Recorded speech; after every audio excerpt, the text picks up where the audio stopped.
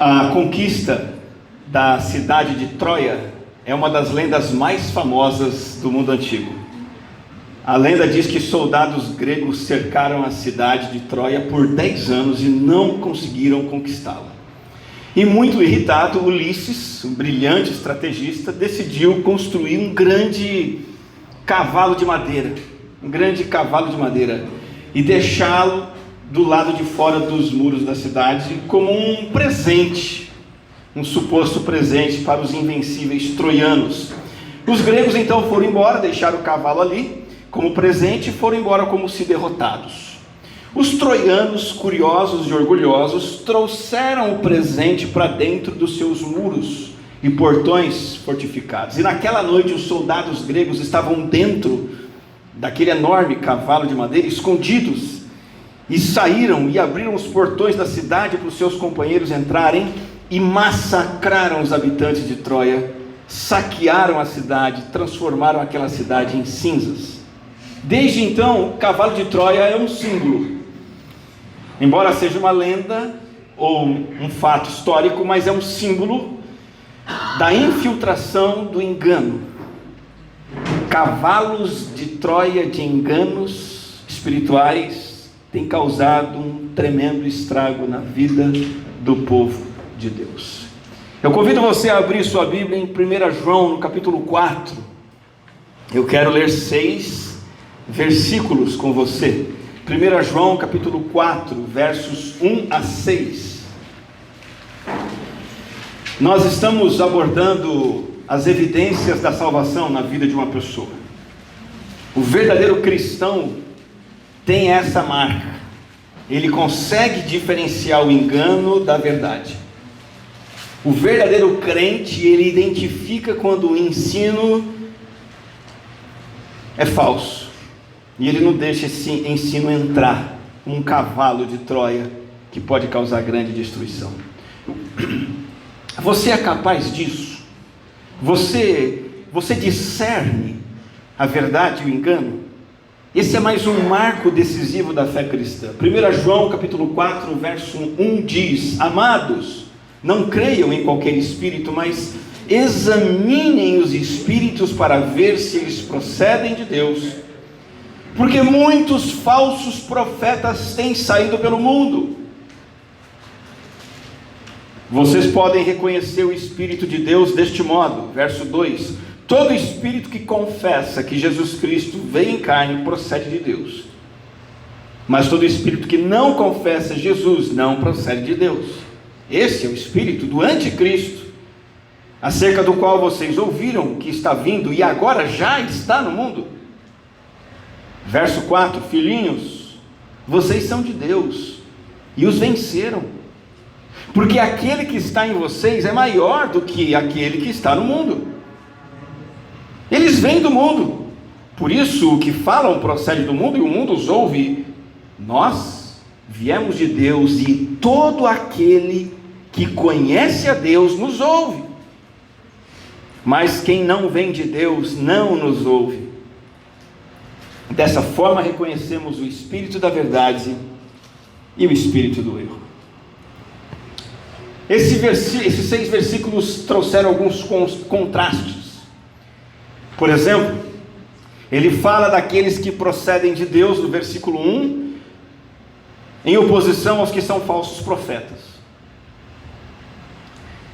No versículo 2 e 3, João nos fala do Espírito de Deus versus o espírito do anticristo.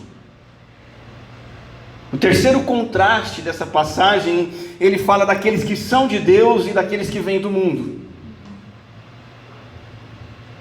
No versículo 6, ele fala do espírito da verdade em contraste com o espírito do erro. O que diferencia um do outro? Em qual dos dois lados você está? Isso é decisivo para aferir, medir, identificar se há fé salvadora no seu coração. Não é normal nem aceitável e muito menos saudável que nós sejamos ingênuos a ponto de achar que a nossa fé, uma vez colocada em Cristo, está totalmente tranquila, isenta de perigos, que não há enganos, que não há ciladas. E na verdade há ciladas que são verdadeiras minas terrestres na nossa jornada espiritual. E se tem uma área onde tem cilada, é na área espiritual, é onde mais se tem. É por isso que João vai dizer: amados, não creiam em qualquer espírito. Não creiam. A Bíblia o tempo todo está dizendo para nós: creia, creia, creia. Mas ser crente envolve também ser descrente. E a Bíblia está convidando você e eu também a sermos incrédulos. Para o bem da nossa própria vitalidade espiritual, não podemos crer em tudo que ouvimos e vemos. Acatar tudo sem discriminar é ingenuidade, infantilidade, e talvez é uma evidência de não conversão. Por trás de todos os ensinamentos e mestres, é por isso que João fala sobre espírito. Por trás de todo ensinamento, por trás de todo mestre, existem espíritos influenciando, espíritos malignos, e existe também o Espírito de Deus. Você não pode crer em tudo que ouve, ainda que tenha a aparência de ser uma mensagem verdadeira vinda da parte do Senhor. Pelo contrário, então, João vai dizer o que fazer: examinem os espíritos para ver se eles procedem de Deus. A palavra examinar convida você para uma vida cristã talvez mais séria do que a que você tem levado. Eu imagino que 70, 80% de nós aqui precisamos levar uma vida cristã mais séria do que temos levado. Porque essa palavra examinar, dokimazo no grego, significa testar, provar, verificar se algo é genuíno ou não, reconhecer como verdadeiro através de exame, de esforço, de trabalho. E a ideia desse examinem é de um exame rigoroso e constante de tudo que aparece e a tudo que chega até você. Fé cristã requer essa capacidade de filtrar, examinar e aceitar aquilo que está alinhado com a verdade e a vontade do Senhor. Mas por que esse trabalho todo? Por que esse exame todo? Por que temos que ser incrédulos com tantas coisas? E João vai dizer: porque muitos falsos profetas têm saído pelo mundo. Existe engano para tudo quanto é lado, assediando você e eu. Coisas que não têm nada a ver com o Senhor e que parecem que são do Senhor, estão nos cercando. Religiões que são antigas, igrejas que são atraentes, conteúdos online, amigos com quem convivemos, falsos ministros, falsos ministérios, ensinando tudo quanto é coisa em tudo quanto é lugar. E isso gera problema desde a época de João. Esse trabalho todo é porque muitos falsos profetas têm saído pelo mundo. E esse problema é mais antigo do que aquilo que ocorria na época de João. Esse problema é tão antigo quanto a existência humana. Você se lembra? Quando somente a verdade de Deus reinava no jardim do Éden, o diabo semeou o ensino falso. Se não bastasse uma vez, duas. Lá em Gênesis 3, ele chega e diz para Eva: foi isto mesmo que Deus disse, não comam de nenhum fruto. Aqui ele já distorceu o que Deus tinha dito. Percebe? E depois, mais adiante, no versículo 4 do capítulo 3, ele contradiz abertamente a palavra de Deus: certamente não morrerão se comerem. Deus tinha dito: se vocês comerem, vocês vão morrer. Deus sabe, palavras de Satanás, Deus sabe que no dia em que dele comerem, seus olhos se abrirão e vocês, como Deus, serão conhecedores do bem e do mal. Veja como o diabo é especialista em mudar o sentido, torcer o sentido da palavra original de Deus, e desde então isso tem acontecido. E falsos ensinos têm sido passados, negando o que Deus disse de forma clara e explícita.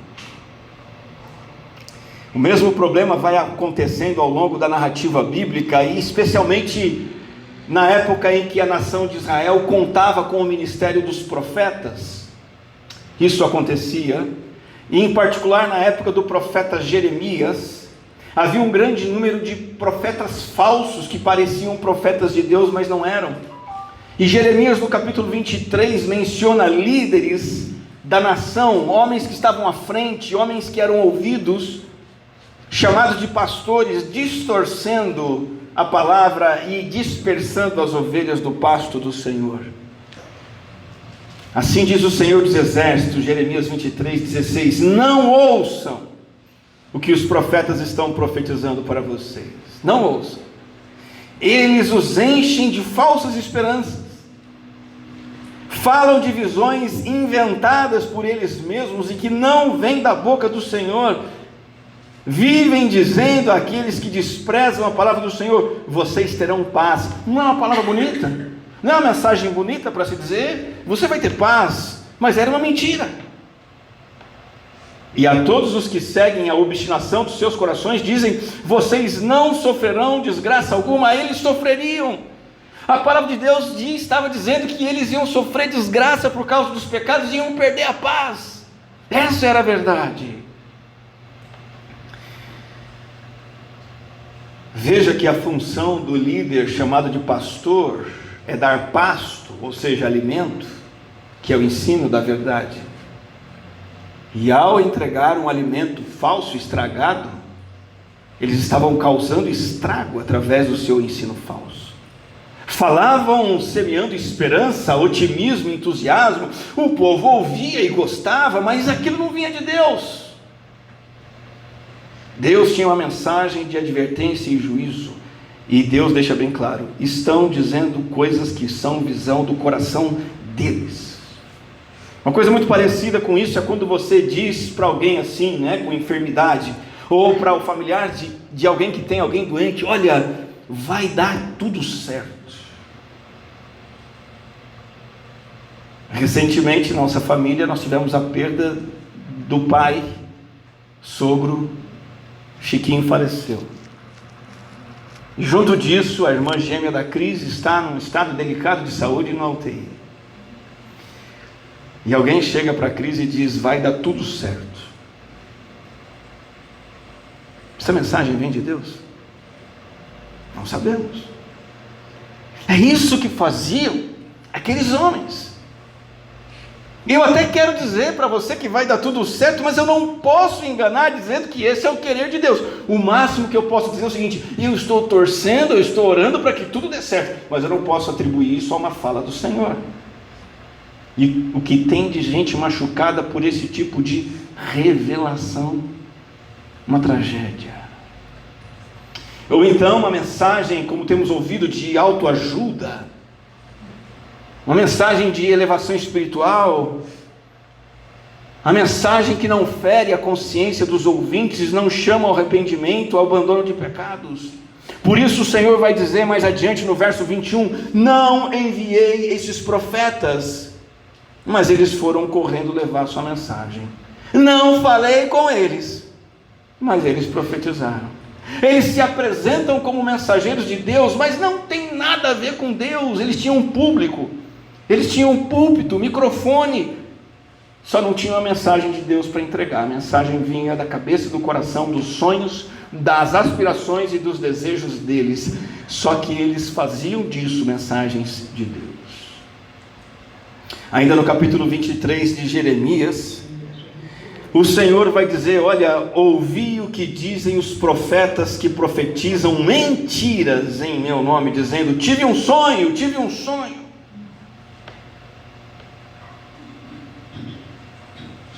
Como a gente ouve esse tipo de coisa nas igrejas evangélicas do Brasil e mundo afora? Pessoas contando seus sonhos, como se tivessem vindo de Deus. Até quando os profetas continuarão a profetizar mentiras e as ilusões de suas próprias mentes? De novo aqui o ensino não estava de acordo com a vontade de Deus, era fruto do desejo e sonhos daqueles falsos pregadores. E isso está espalhado como praga nas igrejas. João nos alertou de algo que vinha de Gênesis e que veio acompanhando a história e foi marcante na época dos profetas, do profeta Jeremias. Isso prosseguiu também na era apostólica, e todos os apóstolos vão combater esse tipo de coisa, João, Pedro e também o apóstolo Paulo, a ponto de Paulo precisar escrever aos 2 Coríntios o seguinte: tais homens são falsos apóstolos, obreiros enganosos, fingindo-se apóstolos de Cristo. Isso não é de admirar, pois o próprio Satanás se disfarça de anjo de luz. O apóstolo Paulo cita homens que se autoproclamam apóstolos, mas não tem nada a ver com Jesus. É interessante, esses caras não se intitulam pastor, porque pastor é muito baixo, pequenininho. Bispo também não serve. Tem que ser apóstolo logo de uma vez. Fraude. Assim como Satanás é uma fraude. E eles enganam a quem? Quem está pronto para ser enganado. O diabo se faz passar por Deus, influenciando, interferindo na igreja, no povo de Deus, com ensinamentos falsos, com ideias erradas, crenças erradas. Esse tipo de influência enganosa continua da era apostólica até os nossos dias, sendo pregada, ensinada nos meios de comunicação, com falsas visões, influenciando crentes e igrejas. Cavalos de Troia que continuam invadindo o coração dos crentes, comunidades de fé, denominações, destruindo com engano a semente de Satanás. Estamos em época de mentiras, e a palavra de João é para nós hoje. E sabe, a condição deplorável de parte da igreja é uma prova disso. Quando você olha para a igreja evangélica, você vê doutrina fraca, pessoas movidas por sentimentalismo, não por convicção e conhecimento da verdade. Você olha para a igreja e você vê opiniões que entram em relativismo, opiniões que antes eram fundamentais, hoje são questionadas e abandonadas, a Bíblia sendo distorcida, evangélicos abraçando simpatias, mandingas. O mundanismo de muitos evangélicos vivem como se fossem do mundo, e talvez de fato sejam. Ontem no grupo de casais, num dos grupos de casais, nós trabalhamos essa questão. Por que é que muitas vezes a vida conjugal, familiar de famílias cristãs é a mesma ou até pior do que de famílias não cristãs? E nós tivemos que lidar com isso, discutir esse fato, porque isso é um fato. E parte disso é por causa de ensino falso que cristãos estão aderindo, abraçando e aceitando, e determinando o seu modo de pensar, o seu modo de agir. O discernimento espiritual, a capacidade de separar a verdade divina do erro é urgente, e isso é uma prova de que a pessoa é salva. Minha questão hoje é como se proteger, como distinguir a verdade do erro, como testar.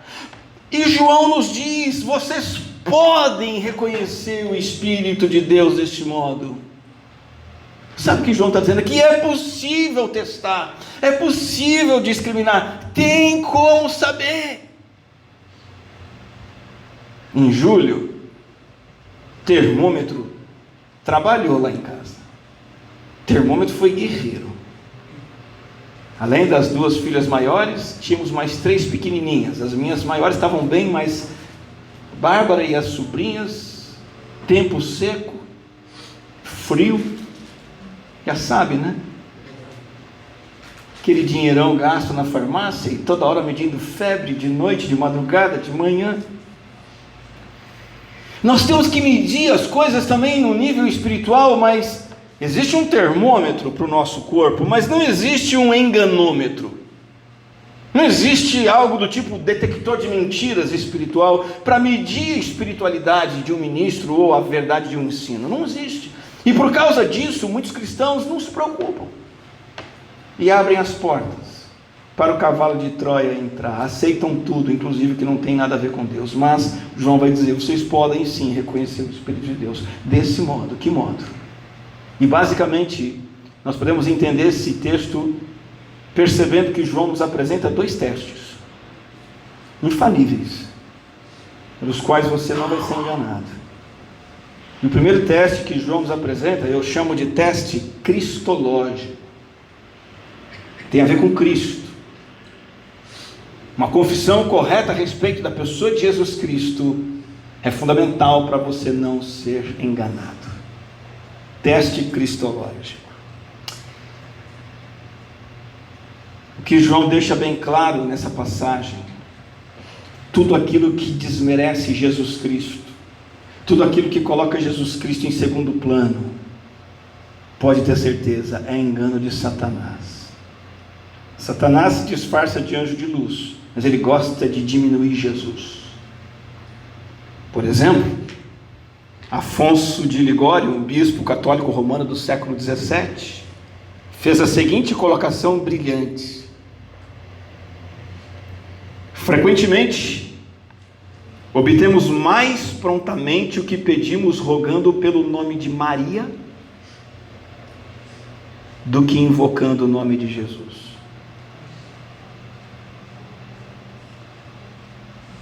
Maria é chamada a porta do céu, porque ninguém pode entrar naquele reino abençoado sem passar por ela. Percebe agora?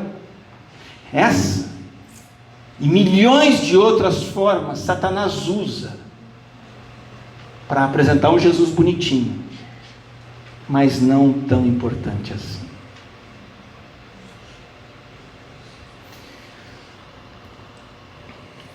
João escreve no ano 90, não tinha mariolatria, mas lá naquele tempo, um pouquinho depois, surgiu um camarada que eu citei em mensagens anteriores, o nome dele era Cerinto, com C, Cerinto.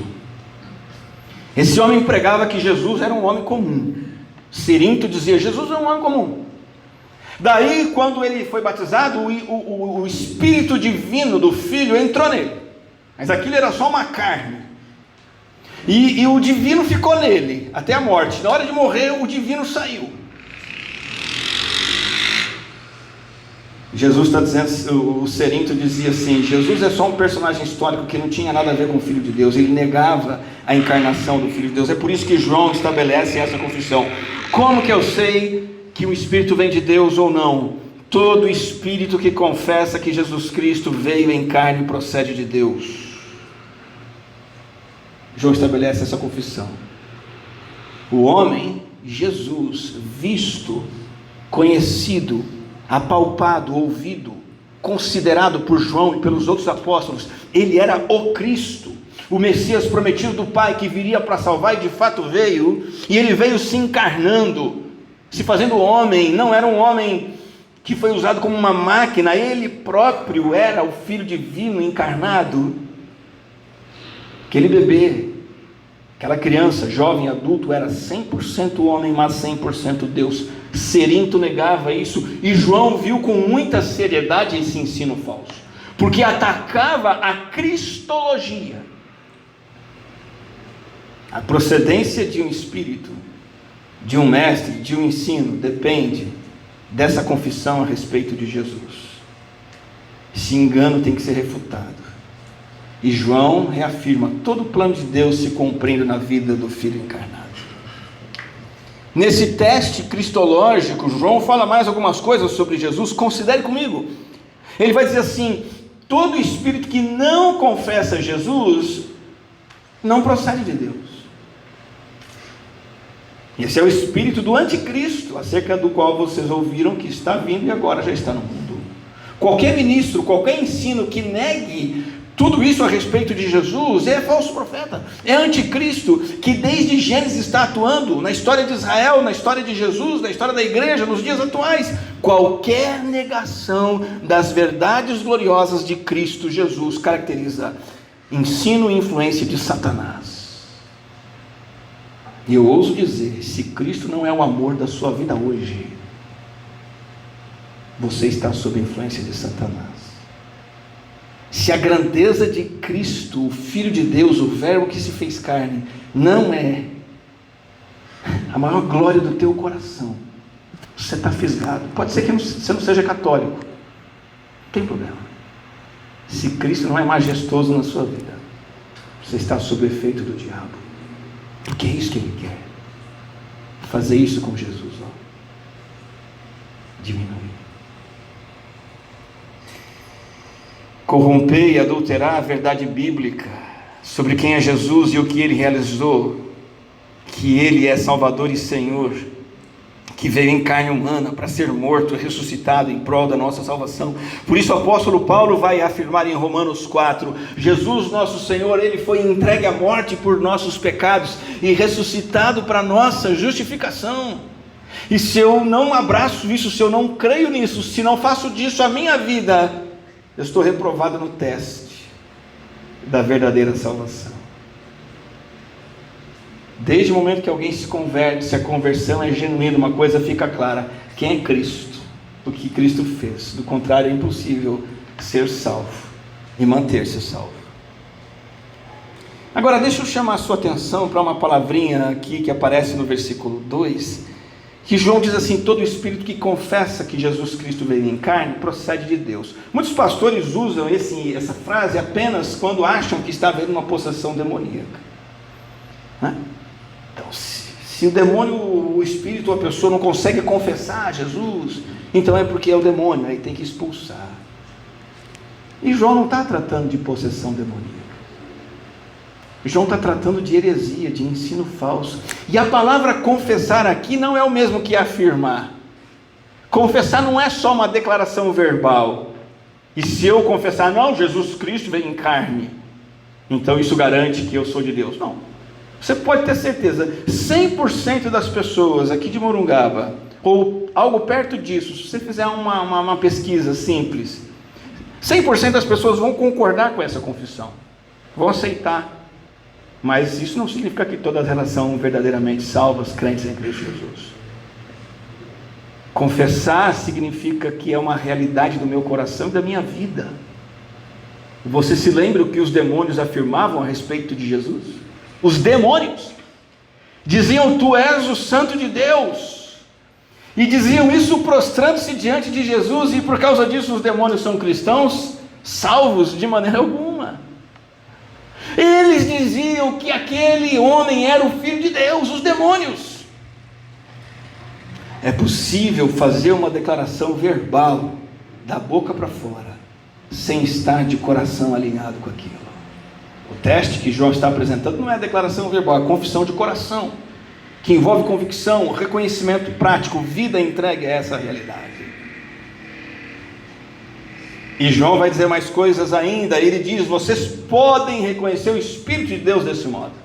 Ou seja, essa confissão de Cristo é algo que vem do Espírito. Somente através do Espírito Santo, da obra dele, é que alguém faz essa confissão. O Espírito Santo participa da obra de Deus desde o início. Ele estava lá na criação, participando da criação. A Bíblia diz que ele moveu os profetas, ele trabalhou através de Davi. A Bíblia diz que ele trabalhou para que os homens escrevessem as Escrituras. O Espírito Santo agiu no nascimento de Cristo, batizou Cristo, o conduziu no seu ministério, e o Espírito Santo também revela a verdade, a mensagem certa que devemos acolher. E nós então, por obra do Espírito, declaramos de todo o coração: Jesus Cristo veio em carne, e isso significa que nós procedemos de Deus. Jesus deixou bem claro que era isso que o Espírito Santo iria fazer. Jesus nunca disse que o Espírito Santo ia vir aqui para as pessoas caírem no chão, falarem línguas esquisitas. Jesus nunca disse que o Espírito Santo ia vir para as pessoas darem glória em voz alta, ficarem chorando. O ministério do Espírito Santo, Jesus disse: o conselheiro, o Espírito Santo, que o Pai enviará em meu nome. Qual é o ministério dele? Ensinar a vocês todas as coisas, e fará vocês lembrarem tudo que eu disse. A verdade, o ministério do Espírito Santo tem a ver com a verdade da palavra.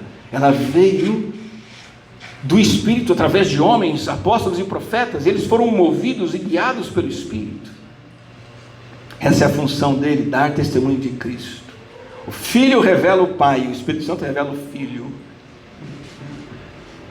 Não para falar de si mesmo, não para falar dos dons que ele pode dar, não para fazer coisas extraordinárias.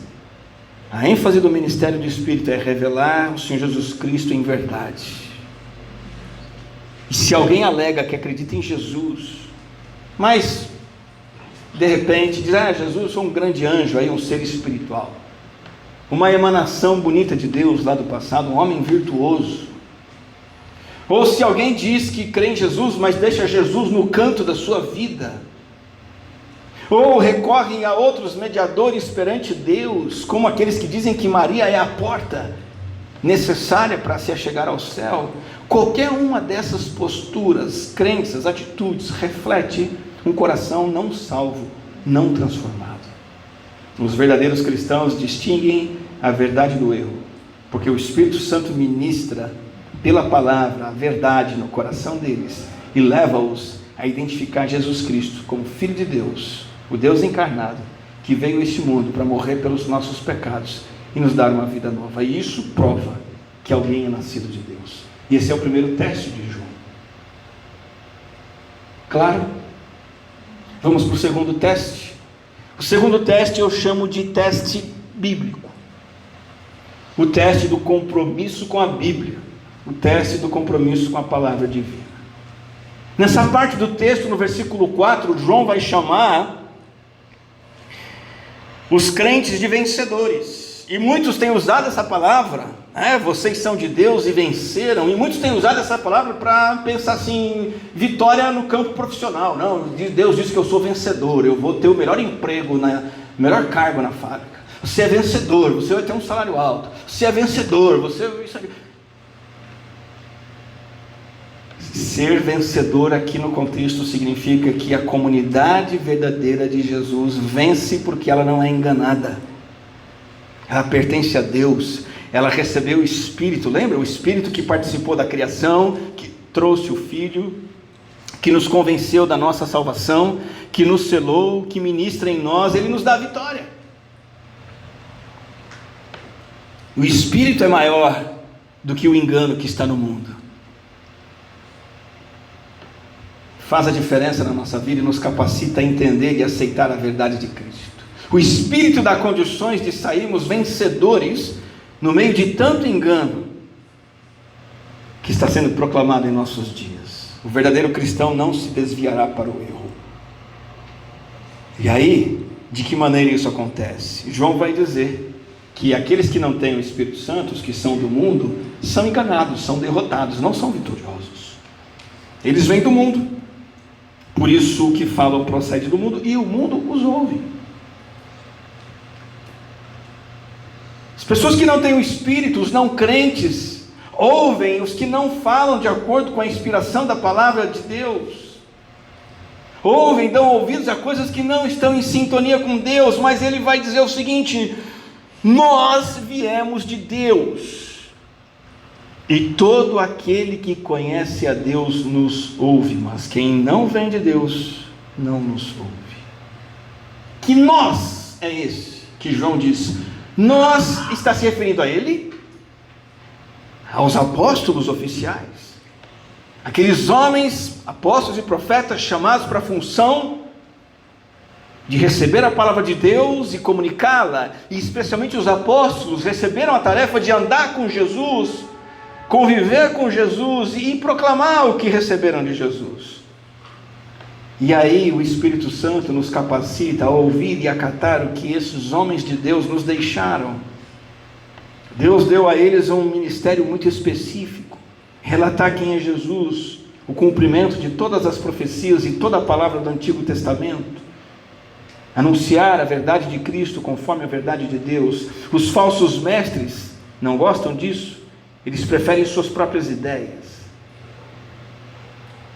Mas ouvir o que os apóstolos ensinaram, as Escrituras, crer na revelação correta sobre Jesus, que está nas Escrituras, isso que foi revelado pelo Espírito, nos dá capacidade de aceitar e acatar todas essas coisas. E é isso que faz o cristão verdadeiro.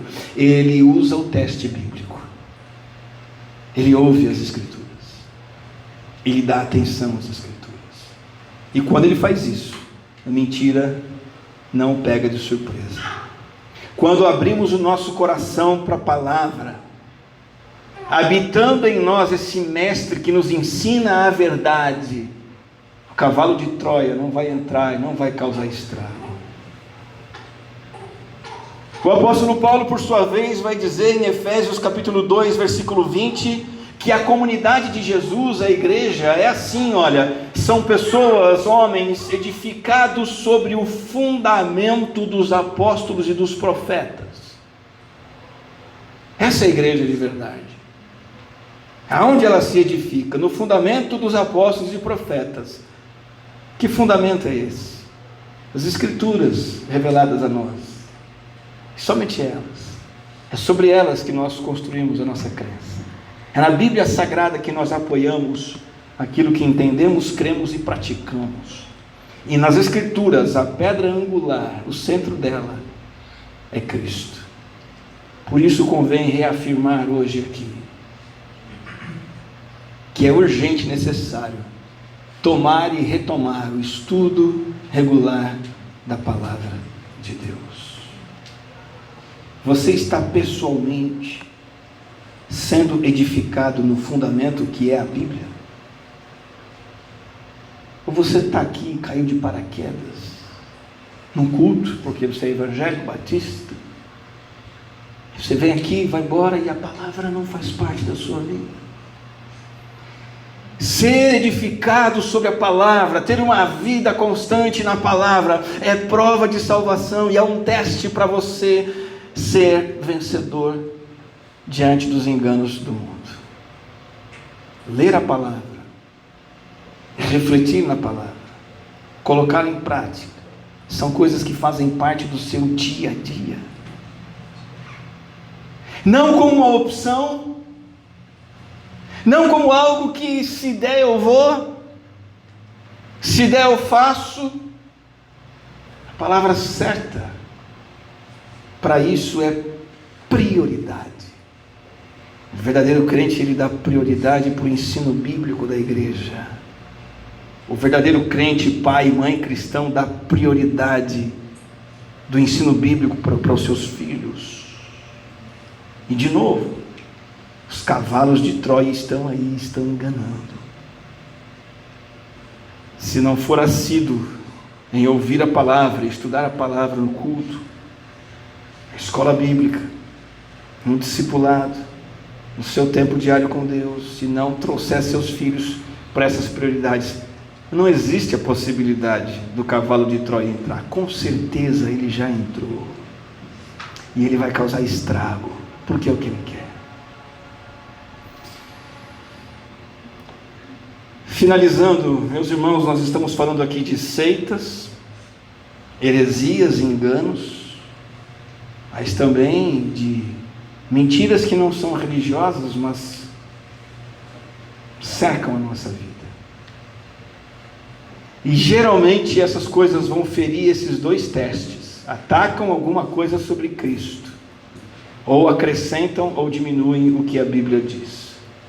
Esses são os dois testes. Conheça Cristo de verdade, conheça a palavra de Deus e mais profundamente, e o cavalo de Troia não vai entrar. Retomando um pouquinho do que Jesus disse, ainda sobre o Espírito Santo, em João 16 a afirmação de Cristo é essa: mas quando o Espírito da verdade vier, Ele os guiará a toda a verdade. Não falará de si mesmo, falará apenas o que ouvir e anunciará a vocês o que está por vir. Ele me glorificará, porque receberá do que é meu e o tornará conhecido a vocês. Sabe o que Jesus está dizendo aqui? Você não precisa ser formado em teologia, fazer seminário, faculdade teológica. Você não precisa ser especialista em seitas e religiões. Você não precisa ter nível superior, ensino médio, para distinguir a verdade do erro. Tudo que você precisa fazer é se achegar às verdades básicas sobre o Filho de Deus encarnado. E se achegar às verdades da palavra de Deus continuamente, ouvir. Porque como disse João, aqueles que pertencem a Deus nos ouvem. Você não vai abrir sua vida para mentiras. Você vai se manter no caminho da verdade. Porque o Espírito Santo vai fazer isso em você. Se mantenha firme nesses dois testes. Teste cristológico e o teste bíblico. Vai chegar aos seus ouvidos, ao seu coração, a seguinte ideia: Jesus não é tão soberano assim. Não, Jesus não é tão Senhor assim. Não, Ele não está tão no controle assim, ou não precisa obedecê-lo tão seriamente. Está chegando isso até você. Não, Jesus não é tão salvador assim. Imagina, para que Jesus morrer pelos pecados? Eu nem sou tão pecador, eu sou uma pessoa boazinha.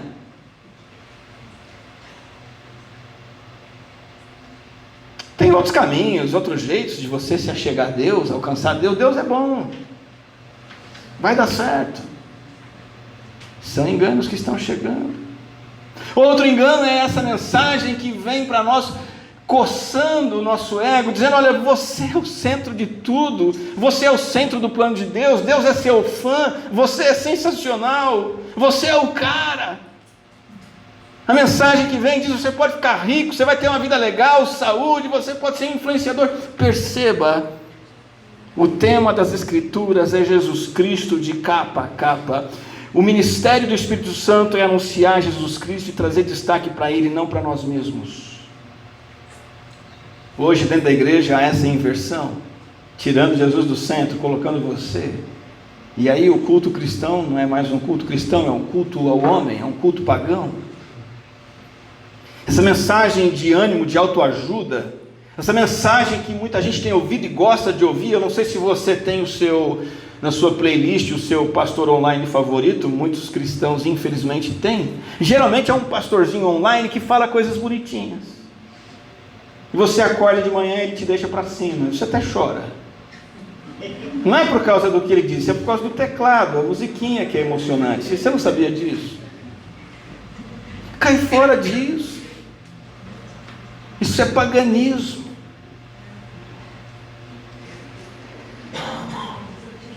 A função do Espírito Santo é exaltar Cristo, e a ênfase hoje está sendo colocada no público, a mensagem que agrada o público, mas o que importa para Deus é que Deus fique contente, que Deus aprove, que Ele se agrade. E aqui está a verdade, a centralidade de Cristo e da sua palavra. E você acatar de forma pessoal e sincera a tudo isso. Não se engane. E terminando, dá para saber se você é crente sem sombra de dúvida, se você discerne a verdade do erro, através desses dois testes. Cristo no centro, 100% comprometido com a palavra. Vamos orar. Querido Deus e Pai Celestial, santo é o Teu nome, bendito é o Senhor. Temos em nossa vida e em nossa comunidade Cristo crucificado, ressurreto como nosso Salvador, que habita em nós, está conosco na pessoa do Teu Espírito. Temos também conosco, o Senhor nos deu a Tua santa palavra, e nós queremos renovar o nosso compromisso, ou fazer este compromisso com Cristo e com Tua palavra hoje, de novo e sempre, para que não sejamos desencaminhados pela mentira, pelo engano e pelo erro. Que possamos sair aprovados nesse teste da verdadeira salvação, o teste de nos apegarmos à verdade, identificarmos o erro e tirá-lo das nossas vidas. Em nome de Jesus. Amém.